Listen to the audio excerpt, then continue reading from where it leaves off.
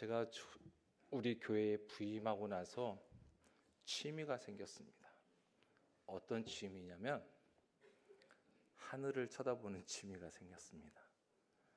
새벽에 나올 때 하늘을 쳐다보고 또 저녁에는 일부러 나와서 또 하늘을 쳐다봅니다. 제가 하늘에 무엇을 볼까요? 뭘 볼 것 같습니까? 예? 비행기?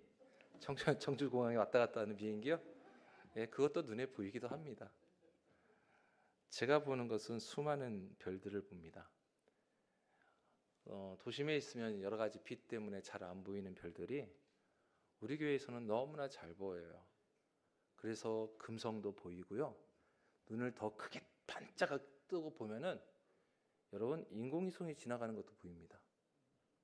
빛이 빠르게 싹 지나가는 것들이 보이는데 요즘 어플이 너무 좋아가지고 딱 어플 찾아가지고 비치면 무슨 인공위성인지 우주정거장인지 뭔지도 알 수 있도록 그렇게 나오는 시대예요.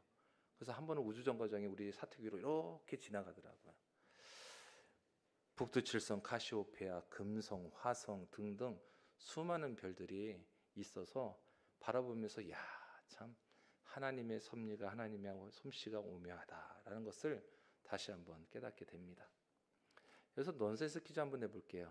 여러분, 별 중에 가장 슬픈 별의 이름은 뭘까요? 역시 신석교회 성도님들 수준은 높습니다. 이별이 맞습니다. 이별을 경험해 보신 분이 이야기하신 건 아니시겠죠? 네. 우리 예수님께서 유대인의 왕이 되실 것이라는 그 기대 속에서 제자들은 누가 좌우편에 앉을지를 두고 다투는 제자들에게 우리 예수님께서 충격적인 말씀을 하십니다. 내가 곧 이 세상을 떠날 것이다. 즉 이 말은 예수님에게 있어서는 내가 너희들 위해서 이제 이 세상의 수많은 사람들에서 십자가를 질 것이다 라는 의미이셨죠. 사실 예수님은 여러 차례 말씀을 하셨지만 제자들의 귀에는 들리지 않았습니다.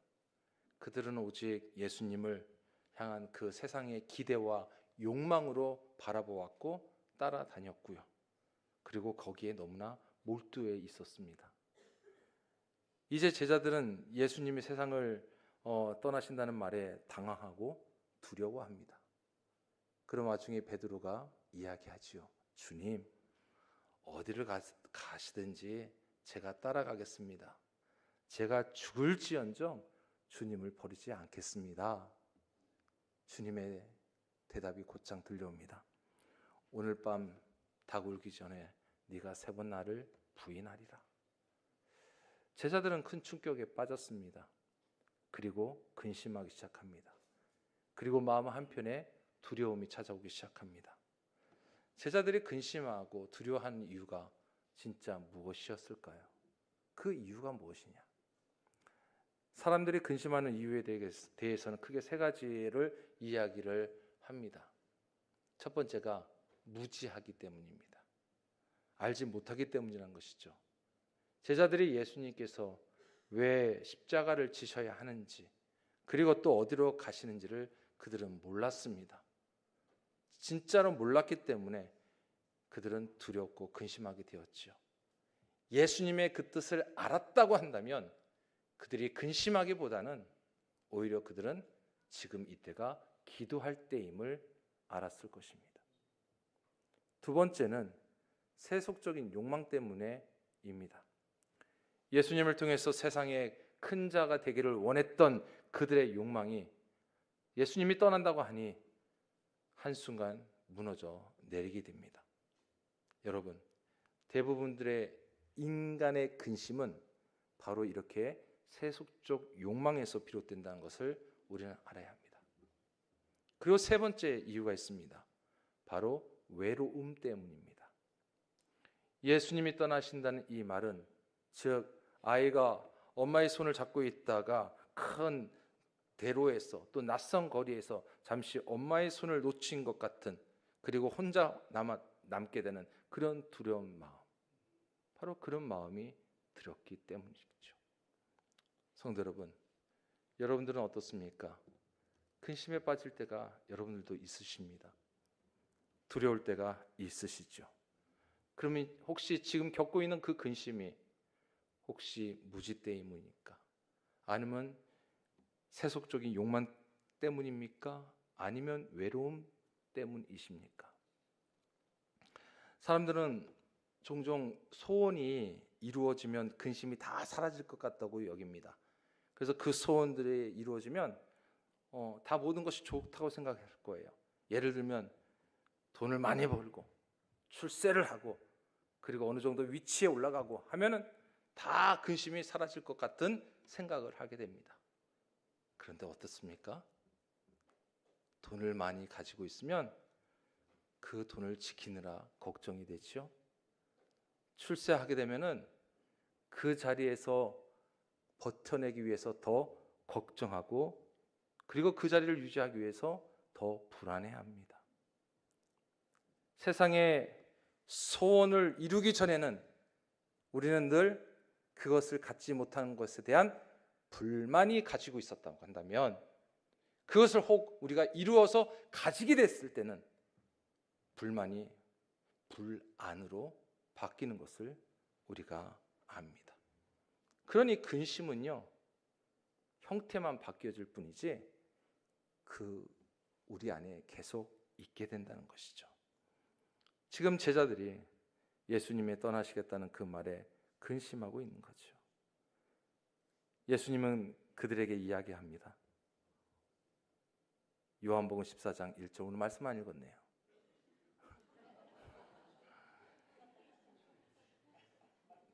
중요한 건 지금부터이기 때문에 그래서 말씀을 읽고 시작하겠습니다. 여기서부터 본론입니다. 요한복음 14장 1절입니다. 제가 말씀 올려드리겠습니다. 너희는 마음에 근심하지 말라. 하나님을 믿으니 또 나를 믿으라. 내 하나님 아버지 집에 거할 곳이 많도다. 그렇지 않으면 너희에게 일렀으리라. 내가 너희를 위하여 거처를 예비하러 가노니 가서 너희를 위하여 거처를 예비하면 내가 다시 와서 너희를 내게로 영접하여 나 있는 곳에 너희도 있게 하리라. 내가 어디로 가든지 그 길을 너희가 아느니라. 도마가 이르되 주여 주께서 어디로 가시는지 우리가 알지 못하거늘 그 길을 어찌 알겠사옵나이까. 예수께서 이르시되 내가 곧 길이요 진리요 생명이니 나로 말미암지 않고는 아버지께로 올 자가 없느니라. 너희가 나를 알았더라면 내 아버지도 알았으리로다. 이제부터는 너희가 그를 알았고 또 보았느니라. 빌립이 이르되 주여 아버지를 우리에게 보여 주옵소서. 그리하면 족하겠나이다. 예수께서 이르시되 빌립아 내가 이렇게 오래 너희와 함께 있으되 내가 나를 알지 못하느냐. 나를 본 자는 아버지를 보았거늘 어찌하여 아버지를 보이라 하느냐. 내가 아버지 안에 거하고 아버지는 내 안에 계신 것을 내가 믿지 아니하느냐. 내가 너희에게 이르는 말은 스스로 하는 것이 아니라 아버지께서 내 안에 계셔서 그의 일을 하시는 것이라. 내가 아버지 안에 거하고 아버지께서 내 안에 계심을 믿으라. 그렇지 못하겠거든 행하는 그 일로 말미암아 나를 믿으라. 내가 진실로 진실로 너희에게 이르노니 나를 믿는 자는 내가 하는 일을 그도 할 것이요 또한 그보다 큰 일도 하리니 이는 내가 아버지께로 감이라. 너희가 내 이름으로 무엇을 구하든지 내가 행하리니 이는 아버지로 하여금 아들로 말미암아 영광을 받으시게 하려 함이라. 내 이름으로 무엇이든지 내게 구하면 내가 행하리라. 아멘. 그래서 1절에 너희는 마음에 근심하지 말라라고 주님이 말씀하시죠. 하나님을 믿으니 또 나를 믿으라. 여러분, 예수님께서는요 근심을 없앨 수 있는 유일한 방법을 뭐라고 말씀하시느냐? 바로 믿음이라고 말씀하셨습니다. 성도 여러분, 한번 여쭤볼게요. 믿음의 반대가 무엇일까요? 감사합니다. 그 대답 나올 줄 알았습니다. 보통은요 믿음의 반대는요 믿는 것과 믿지 않는 것, 그죠? 그리고 믿는 사람과 믿지 않는 사람으로 우리는 구분을 합니다.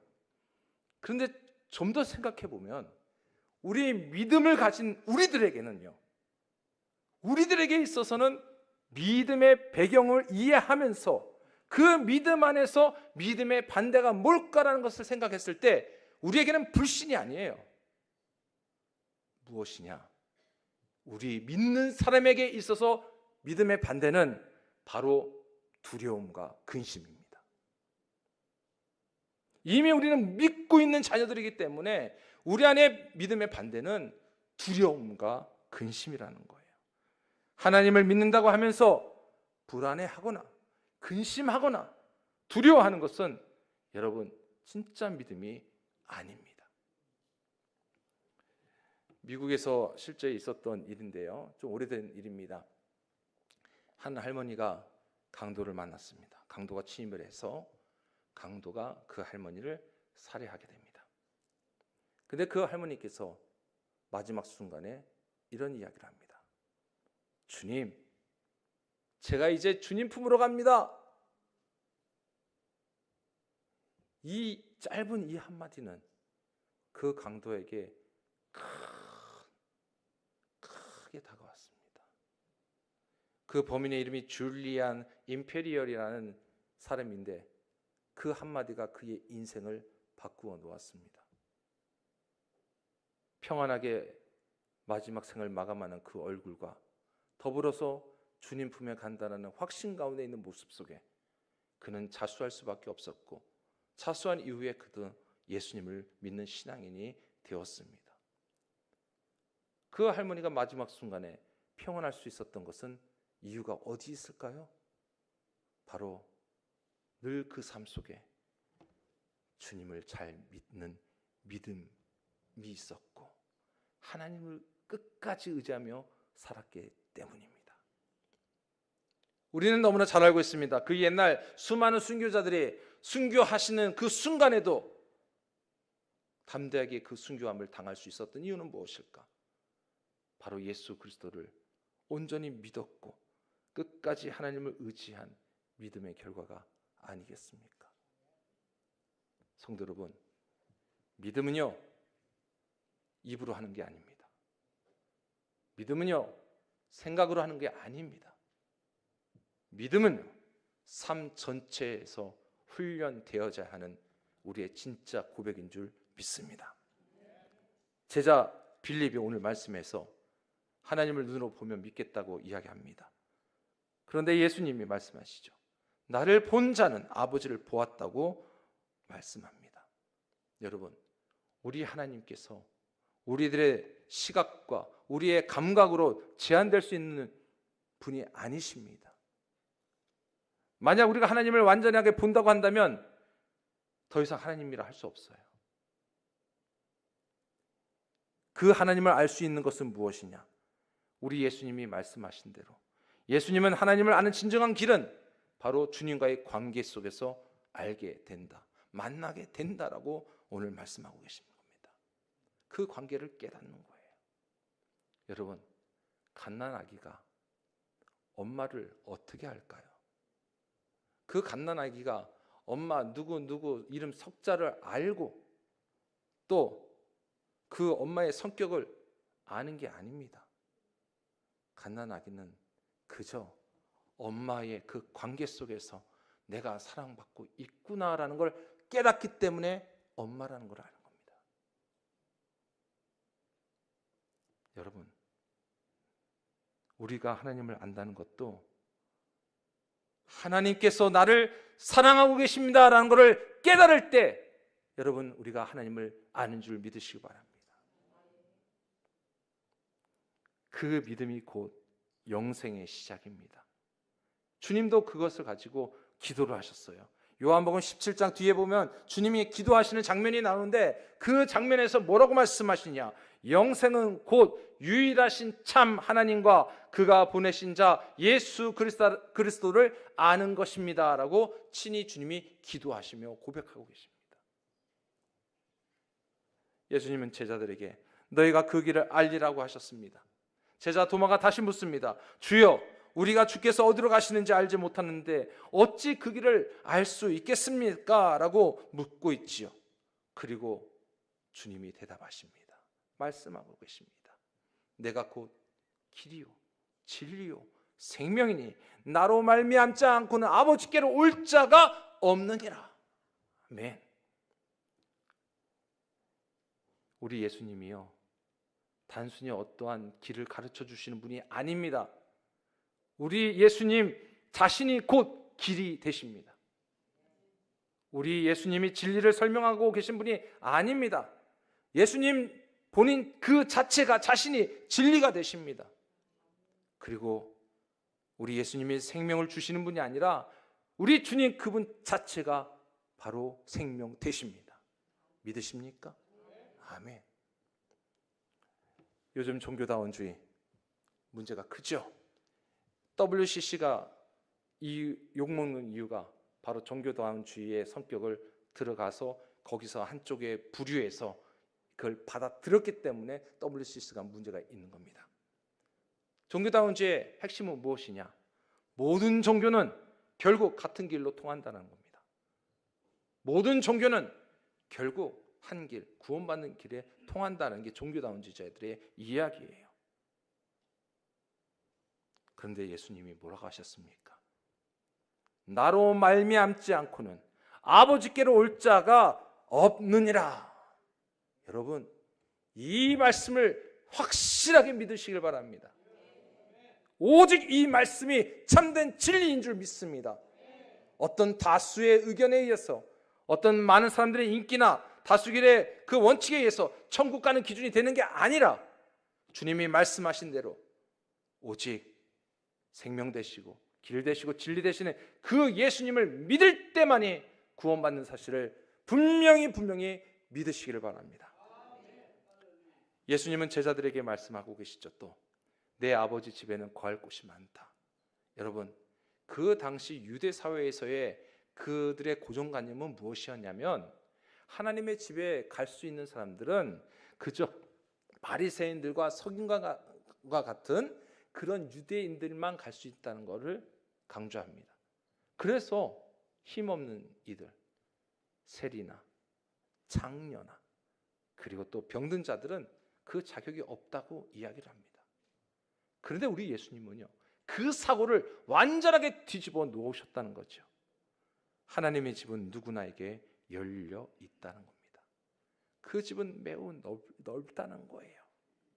그런데 정말 다만 그 집에 들어갈 수 있는 길은 오직 하나, 예수 그리스도만을 통해서 가능하다는 것을 우리는 분명히 알아야 합니다. 주님의 말씀을 듣고 그 말씀에 순종하는 사람만이 바로 하나님의 집에 거하게 되는 줄 믿으시길 바랍니다. 어떤 분은 천국에 가는 사람들이 너무나 그 영혼들이 많아서 나중에 그 천국이 다 차면 어떻게 하느냐, 이런 근심을 가지고 계신 분도 계셔요. 참 근심도 많다. 우리 하나님께서는 이미 수많은 우주 만물을 다스리고 계시기 때문에 그 어떤 공간의 문제가 아니라 지금 거기가 차고 넘쳐서 어떻게 할까, 이 문제가 아니라 우리가 고민할 것은 바로 우리의 믿음인 줄 압니다. 나의 믿음을 돌아보십시오. 나의 믿음을 하나님 앞에 고백하십시오. 예수님이 제자들에게 말씀하십니다. 나를 믿는 자는 내가 하는 일을 그도 할 것이며 그보다 더 큰 일도 하리라. 어떻게 이게 가능할까요? 제자들에게 능력이 있기 때문에 그것이 가능할까요? 아닙니다. 그들이 주님이 말씀하신 대로 더 큰 일을 행할 수 있는 비결은 오직 하나, 예수님께로 더 가까이 나아가 그리고 하나님을 만나고 그리고 그들의 인생에 예수님의 이름으로 기도할 때 그 모든 일들을 이루게 되는 줄을 우리는 믿어야 할 줄 믿습니다. 사도행전 28장 31절이 마지막입니다. 사도행전의 28장 31절에 하나님의 나라를 전파하며 주 예수 그리스도에 관한 모든 것을 담대하게 거침없이 가르치더라 라는 말씀으로 마무리가 되는데, 여러분, 오늘 이 시대를 살아가고 있는 우리들이 예수님의 제자로서 사도행전 29장을 또한 써 나가야 될 줄 믿습니다. 누구의 이름으로? 예수 그리스도의 이름으로요. 그래서 예수 그리스도의 이름으로 모든 일을 실천할 때에, 그리고 또한 시작할 때에 하나님의 역사가 일어나는 줄 반드시 믿으시길 바랍니다. 그 확신을 가지고 살아가는 우리 주님의 성도님들 되시기를 주의 이름으로 축원합니다. 성도 여러분, 이미 우리가 가지고 있는 근심 하나님은 다 알고 계세요.